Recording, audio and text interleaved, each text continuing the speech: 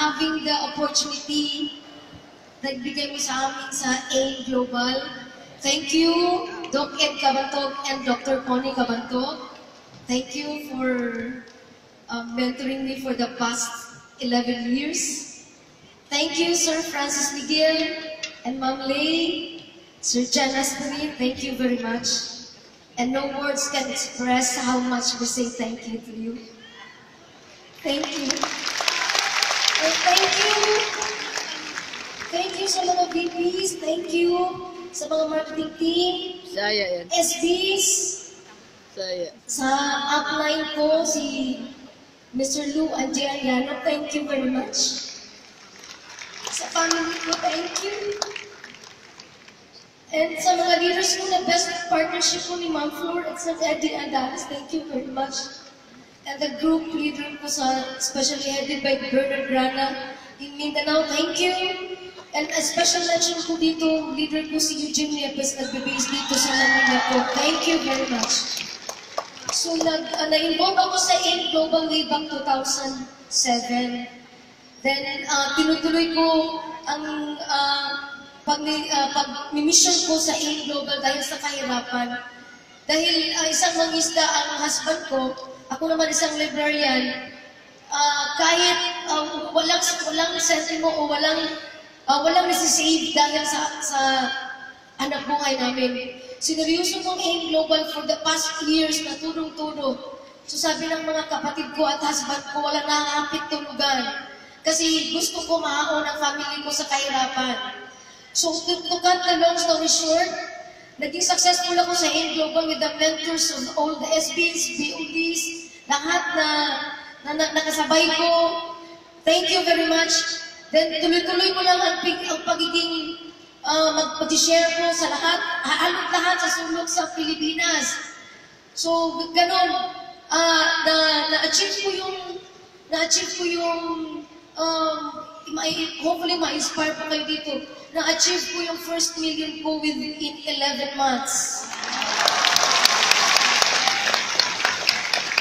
So yun nga, that time, nag-resign ako sa pagiging librarian ko. Nag-focus din ako sa AIM Global for the way back 2009.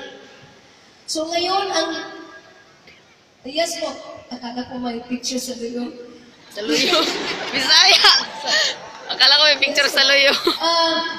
Yung mga, ibangin ko na lang yung mga achievements ko dito para ma-inspire ang lahat. So, 3 pong anak namin. So, nagtayo kami ng 3 bahay para hindi sila magsumbagay. Woo! Hindi sila mag-aaway ba? Yes po.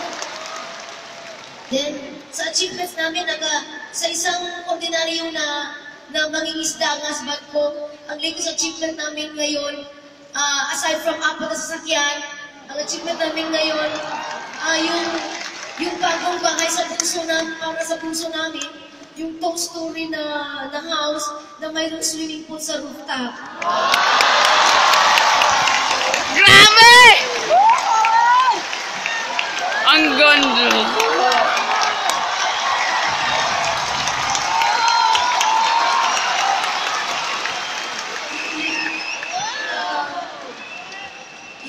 Special feature ng bahay ko, kasi binigay ng Diyos ang AIM Global, naglagay ako ng isang room na exclusive for prayers only. Yung prayer room. So yung achievement ko, yung sa bahay ko, yung may prayer room. Kasi every time ako nagdadasal, kasi yung parang magic talaga yung nangyari sa amin. Yung everyday ang encashment talaga. Na hindi namin mapaniwala yung sarili namin na pwede kami mag-shopping para sa bahay yung mga gamit.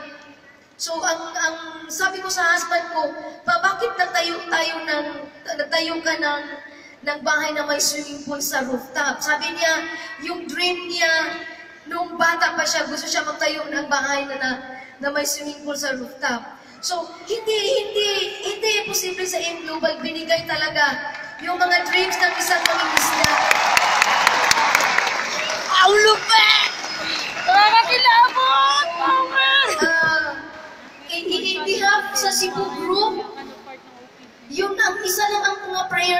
amin na ang Alliance in Motion Global will last forever. Nakuha mo? Bihon? Yes po. Payo ko lang sa lahat, stay tuned with AIM Global kasi nandito na lahat ang mga binigay ng Diyos sa atin. Trabahuin na lang natin. So, thank you very much and God be the glory. Thank you.